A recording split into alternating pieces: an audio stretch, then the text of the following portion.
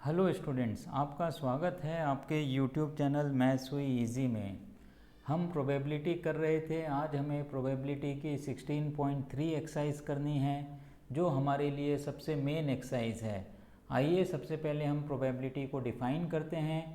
Probability of any event A, इसको हम लिखते हैं P A. Probability of any event A, तो इसको हम क्या लिखेंगे? P A. कैसे इसको हम डिफाइन कर रहे हैं? Favourable outcomes, number of favourable outcomes. तो इसको आप लिखिए favourable outcomes. Outcomes divided by total number of outcomes, divided by total number of outcomes.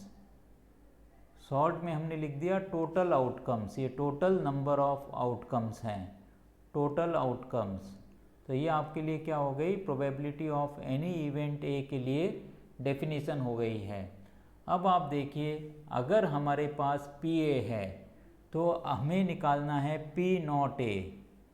P not a, event of not happening A, P not a.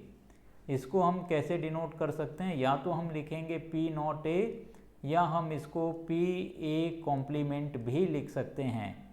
इसकी value होती है 1 minus P ए। ये कितना बन गया? 1 माइनस पी ए बन गया। एक और इम्पॉर्टेंट फॉर्मूला है हमारे पास, जिसको हम लिखते हैं P A union B. Union को ही हम कहते हैं पी ए और बी, पी ए और बी। इसके लिए क्या फॉर्मूला बनेगा? P A plus P B minus P A intersection B. तो ये हमारा क्या फॉर्मूला बन गया? पी ए यूनियन बी, या पी ए और बी के लिए, जिसकी वैल्यू होती है P A plus P B minus P A intersection B. आइए अब हम डिस्कस करेंगे 16.3 एक्सरसाइज। तो ये हमने लिखा 16.3 एक्सरसाइज।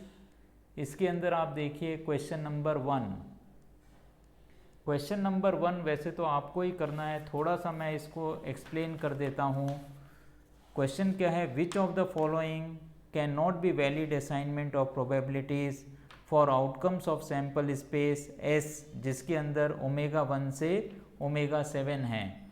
अब आप देखिए असाइनमेंट ए, इसके अंदर आपको जो ओमेगा 1 से लेके 7 तक की वैल्यू है 0.1, 0.01, 0.05, 0.03, 0.01, 0.02, 0.06, ये पॉसिबल है या नहीं है? तो इसका आंसर है यस। यस क्यों है इसका आंसर? क्योंकि इन सारी प्रोबेबिलिटीज़ को आप ऐड करोगे तो क्या आएगा? 1 आएगा। ये सारी प्रोबेबिलिटीज़ आपको इन असाइनमेंट्स की वैल्यू कितनी मिलनी चाहिए? 1 मिलनी चाहिए। कोई भी प्रोबेबिलिटी इंडिविजुअली 1 से बड़ी नहीं होनी चाहिए, कोई भी प्रोबेबिलिटी नेगेटिव नहीं होनी चाहिए। इसी तरीके से बी का भी आंसर आपके लिए यस होगा, क्योंकि यहाँ पे भी आपको सम जो है 1 मिल जाएगा।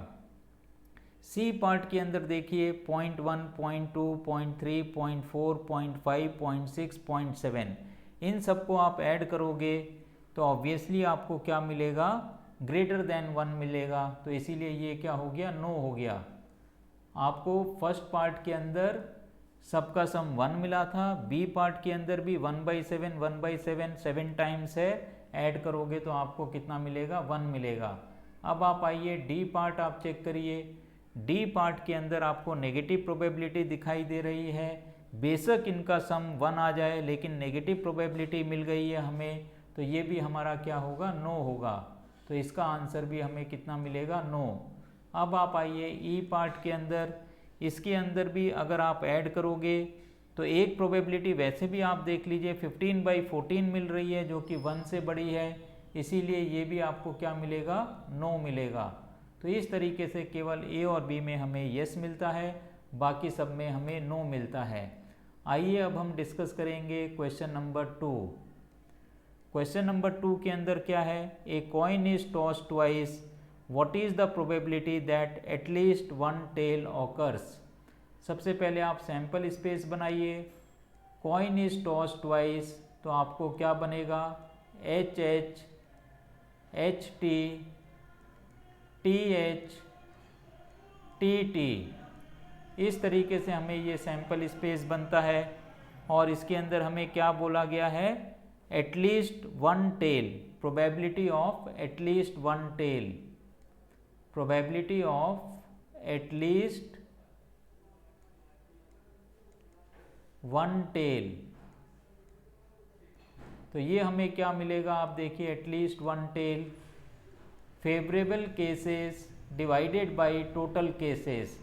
तो इसकी प्रोबेबिलिटी आप देखिए, कम से कम एक टेल होनी चाहिए, 1 2 3, 3/4। इसकी प्रोबेबिलिटी आप क्या लिख सकते हो, 3/4। आप चाहो तो पहले लिख लीजिए favourable outcomes divided by total outcomes.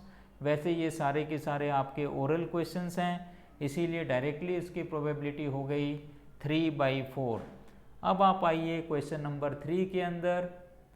Question number 3 आप चेक करिए, आपको क्या दे रखा है, a die is thrown, find the probability of following events. तो सैंपल स्पेस आप लिख लीजिए। सैंपल स्पेस के अंदर आपको मिलेगा 1 2 3 4 5 6, ये हमें सैंपल स्पेस के अंदर मिलते हैं। अब इसमें पहला पार्ट आपको जो पूछा गया है, probability of prime number, prime number.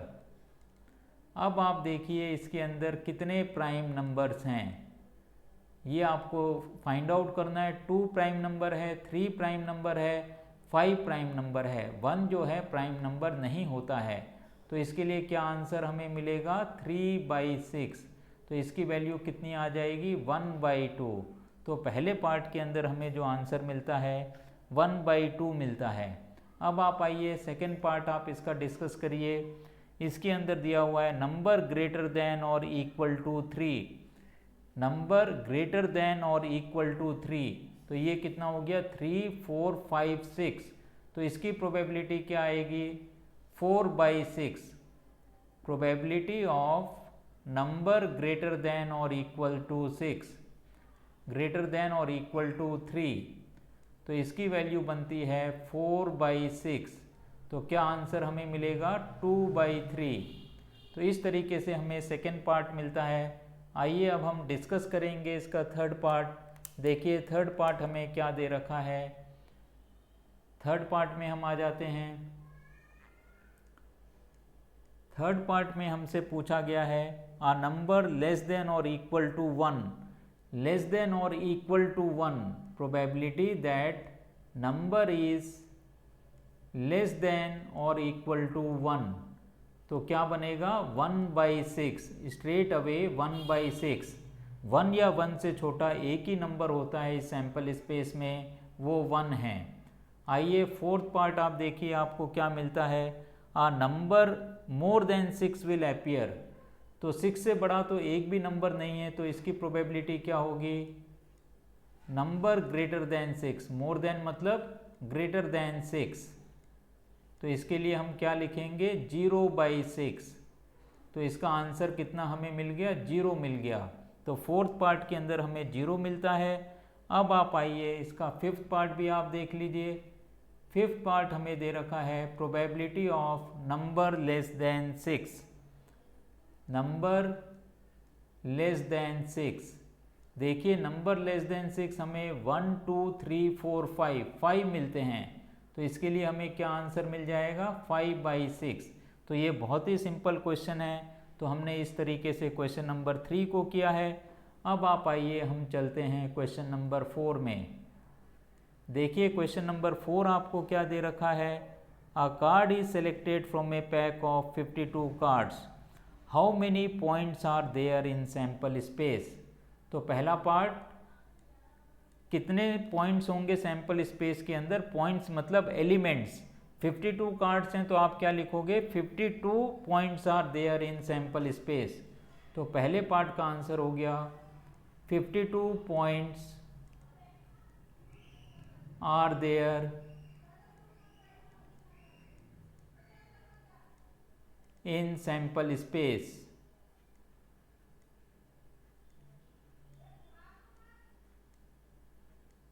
"52 points are there in sample space." अब आप आइए सेकेंड पार्ट इसका, calculate the probability that the card is an ace of spade. Spade के अंदर केवल हमारे पास एक ही एस होगा, इसीलिए probability ace of spade, ace of spade 52 में से एक ही कार्ड जो है एस ऑफ स्पेड होगा, तो इसकी प्रोबेबिलिटी हमें मिलेगी 1/52। अब आप आइए तीसरे पार्ट के अंदर, probability that card is an S, card is a black card. तो ये हमारे पास है इसका थर्ड पार्ट, या ये सी में 1 और 2 पार्ट्स हैं। इधर आप ए और बी कर सकते हो। ये ए आपको दे रखा है और ये आपको क्या दे रखा है, बी दे रखा है, तो इसको हम ए और बी ही लिख देते हैं आपके लिए। तो ये देखिए क्या बन जाएगा, this is A, this is B. अब आप आइए सी के अंदर, सी के अंदर हमें पूछा गया है कार्ड इज एन एस, तो इसका भी पहला पार्ट है, first part, probability card is an S. तो आप लिखिए एस, कितने एस होते हैं, एस मतलब इक्के, 4 इक्के होते हैं, तो ये बनेगा आपके पास 4/52, तो इसका आंसर हमें मिल जाएगा 1/13। इसी तरीके से इसका सेकंड पार्ट आप आ जाइए, ब्लैक कार्ड पूछा गया है, probability of black card. Black card कितने होते हैं, 26 ब्लैक कार्ड्स होते हैं और 26 ही रेड कार्ड्स होते हैं, तो प्रोबेबिलिटी कितनी बनेगी, 26 डिवाइडेड बाई 52। कैंसिल आउट करोगे तो आंसर कितना मिलेगा, 1/2। इस तरीके से हमने क्वेश्चन नंबर 4 को किया है। अब आप आइए हम डिस्कस करते हैं क्वेश्चन नंबर 5। ये बहुत ही छोटे छोटे सवाल हैं और बहुत ही आसान सवाल हैं। क्वेश्चन नंबर 5 है, a fair coin with 1 marked on one face and 6 on the other and a fair die both are tossed. Find the probability that sum of the numbers that turn up is 3 and 12. तो सबसे पहले हम sample space बनाएंगे।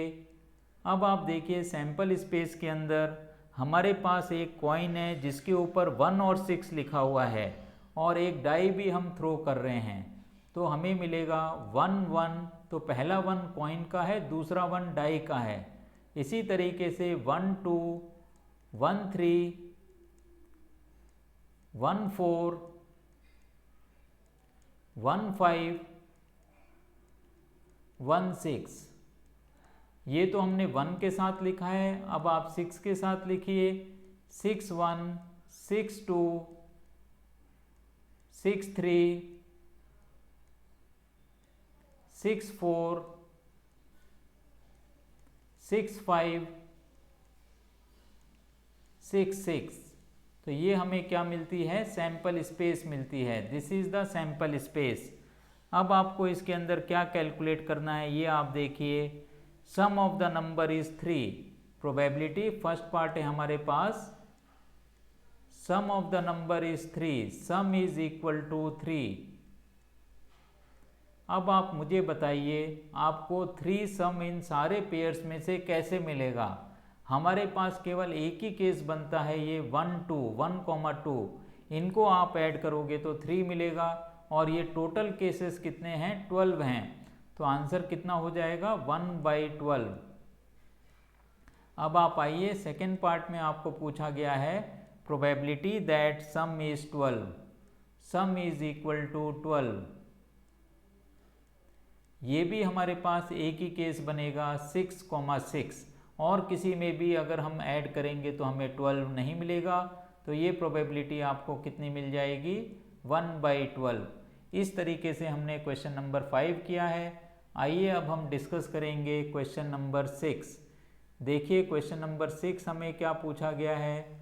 Question number 6 के अंदर there are 4 men and 6 women on the city council. 4 men दे रखे हैं सिटी काउंसिल में, 6 वुमेन, तो इतनी चीज़ें इसके अंदर दे रखी हैं। अब आप देखिए क्या पूछा गया है, if one council member is selected for a committee at random, how likely is that it is a woman? तो आप लिखिए probability that woman is selected. हमने शॉर्ट में सिर्फ वुमेन लिख दिया है, तो कितनी 6 वुमेन है, तो हमने यहाँ पे 6 लिखा, और टोटल हमारे पास कितना है 4 मेन एंड 6 वुमेन, तो 4 + 6, तो ये कितना बन जाएगा 6/10। इसको आप कैंसिल आउट करोगे तो हमें कितना मिलेगा 3/5, तो यहाँ पे हमें प्रोबेबिलिटी मिलती है 3/5। अब आप आइए क्वेश्चन नंबर 7 में। ये थोड़ा सा इम्पोर्टेंट क्वेश्चन है, बड़ा क्वेश्चन भी है। A fair coin is tossed 4 times and a person win ₹1 for each head and loses ₹1.50 for each tail that turns up. From the sample space, calculate how many different amounts of money you can have after 4 tosses and the probability of having each of these amounts. तो सबसे पहले हमें क्या करना है, sample space बनाना है जिसके अंदर एक कॉइन को हम 4 times टॉस कर रहे हैं।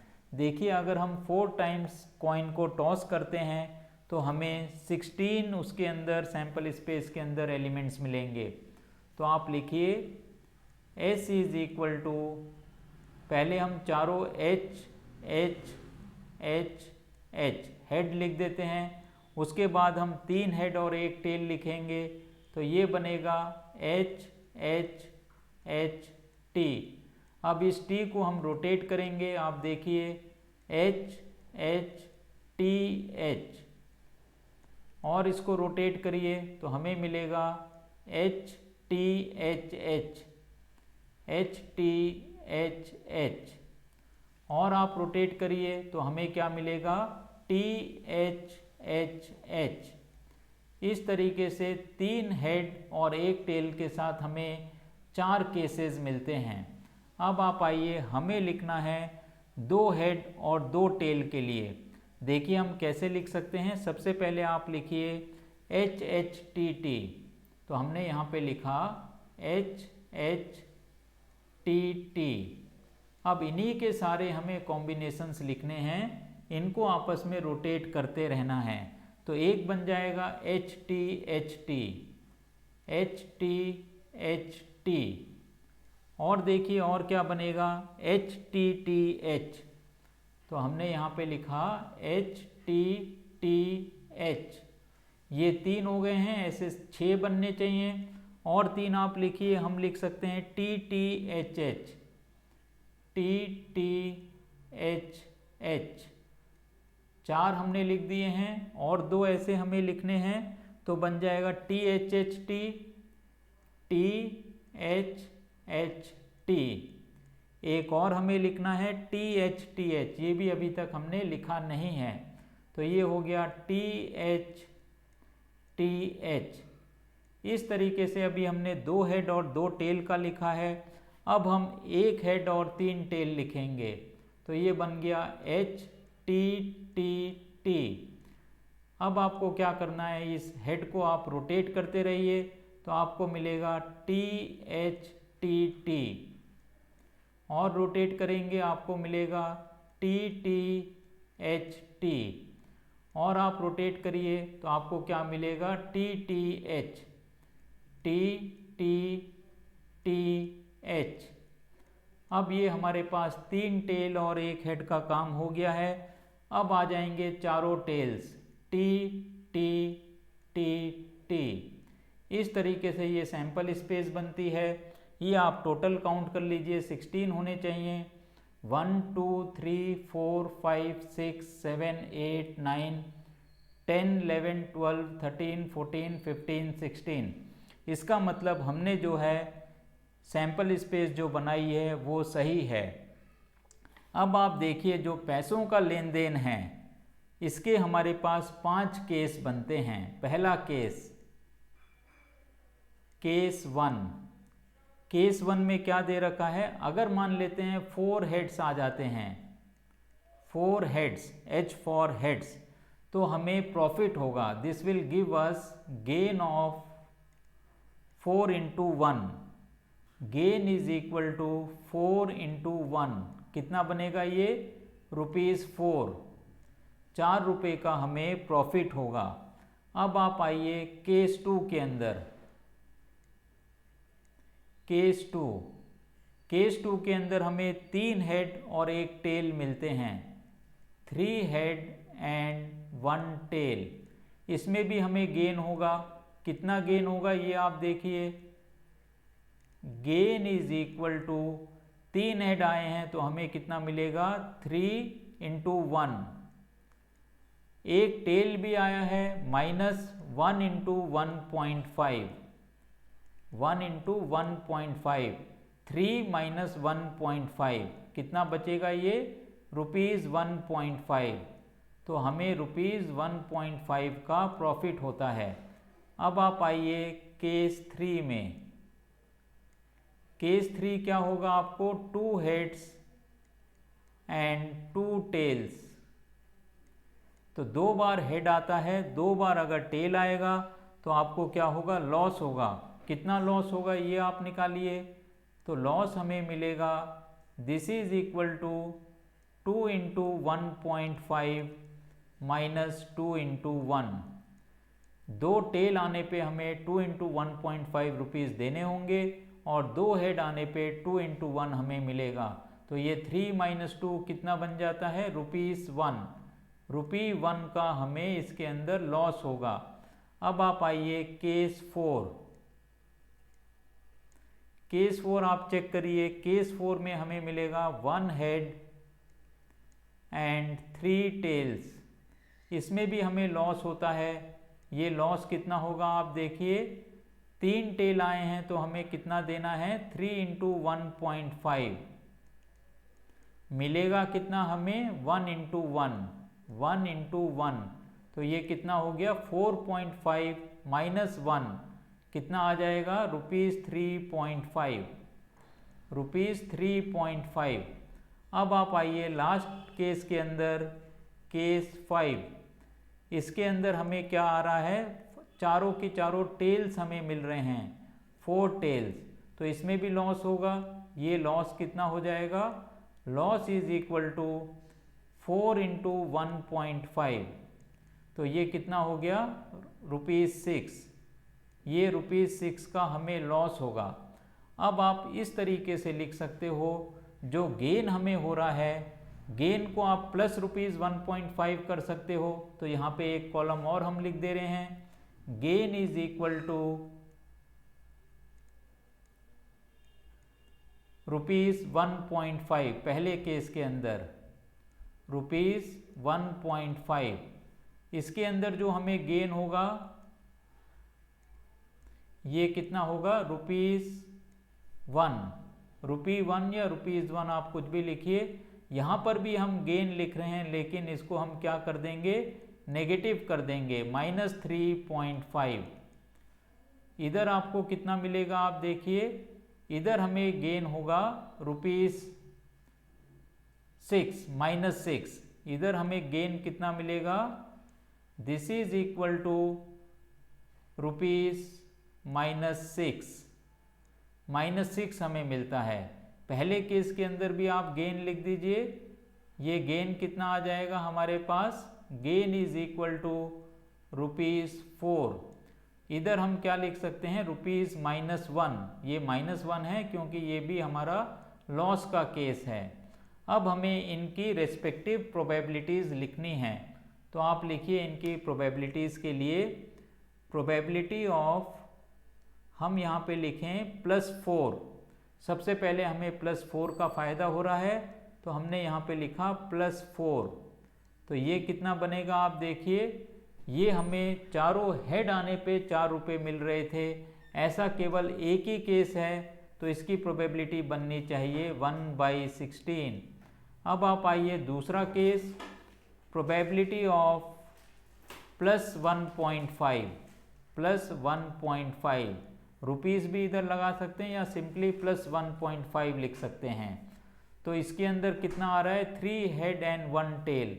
3 हेड और 1 टेल के कितने केसेस हैं, 4। तो इसको हम क्या लिख सकते हैं, 4/16।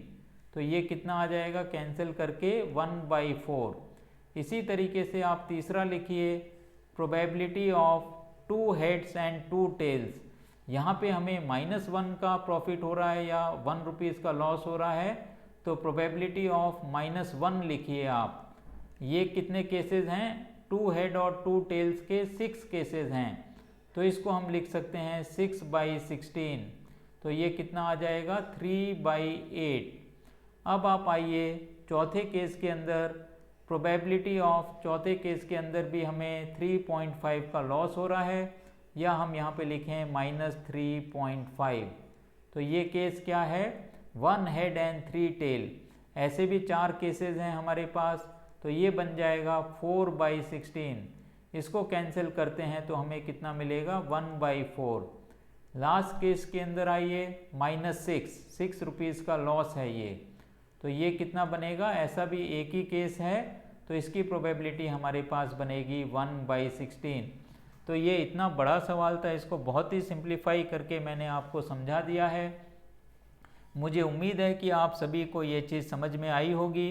अब आप आइए हम क्वेश्चन नंबर 8 करते हैं। क्वेश्चन नंबर 8 ये रूटीन सवाल है, इसमें ऐसी कोई डिफ़िकल्टी वाली बात नहीं है। क्वेश्चन नंबर 8 है, 3 coins are tossed once, find the probability of getting. तो सबसे पहले आप एक सैंपल स्पेस बना लीजिए।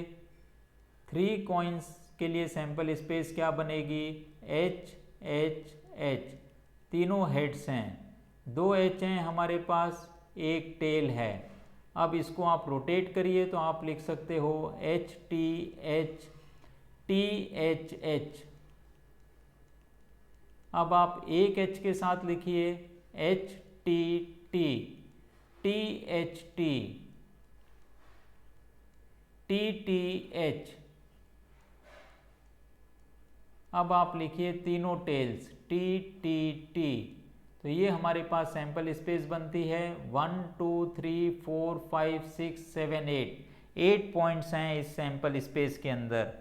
अब आप आइए पहले पार्ट के अंदर, पहला पार्ट आपको पूछा गया है probability of 3 heads. Probability of 3 heads, 3 head के कितने केस हैं, केवल एक केस है, तो प्रोबेबिलिटी कितनी बनेगी 1/8। अब आप आइए सेकेंड पार्ट के अंदर, 2 heads, probability of 2 heads, 2 head के हमारे पास कितने केस हैं आप देखिए, HHT HTH THH, 3 केसेस हैं, तो प्रोबेबिलिटी कितनी बन जाएगी 3/8। अब आप आइए तीसरा केस, तीसरा केस हमें दे रखा है एटलीस्ट 2 हेड्स, एटलीस्ट 2 हेड्स, कम से कम 2 हेड्स। इसका मतलब या तो 2 हेड हों या 3 हेड हों।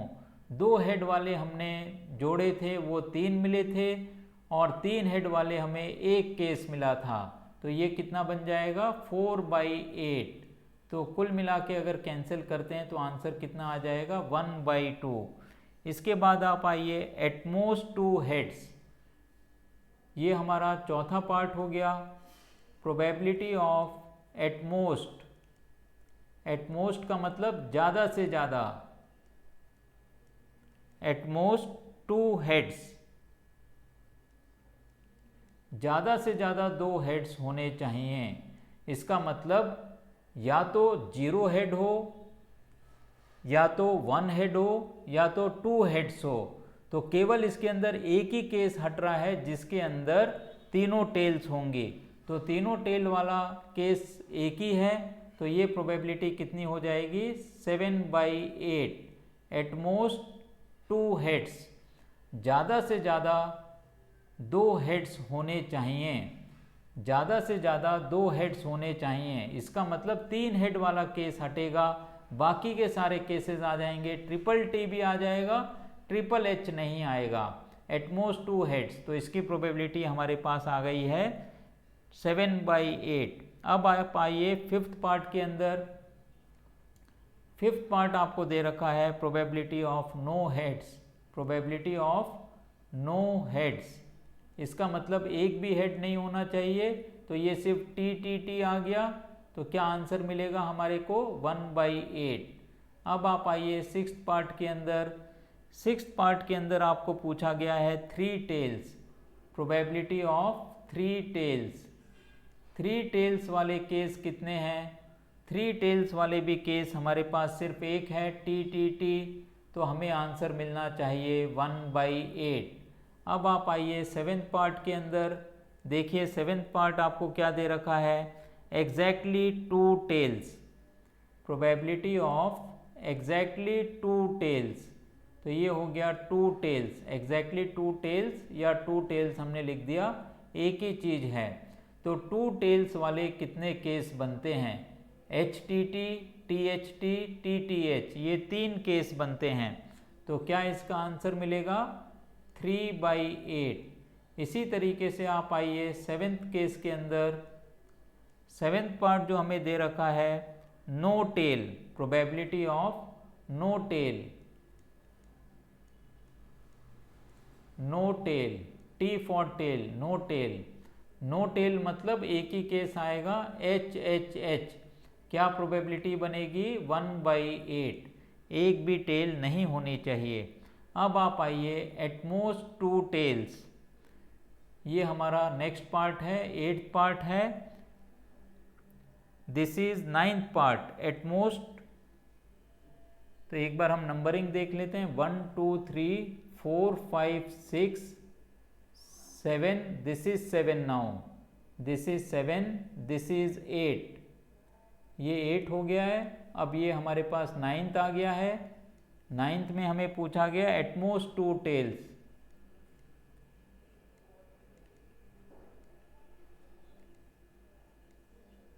ज़्यादा से ज़्यादा 2 टेल्स होनी चाहिए, इसका मतलब 3 टेल नहीं होनी चाहिए, ज़्यादा से ज़्यादा 2 टेल होनी चाहिए।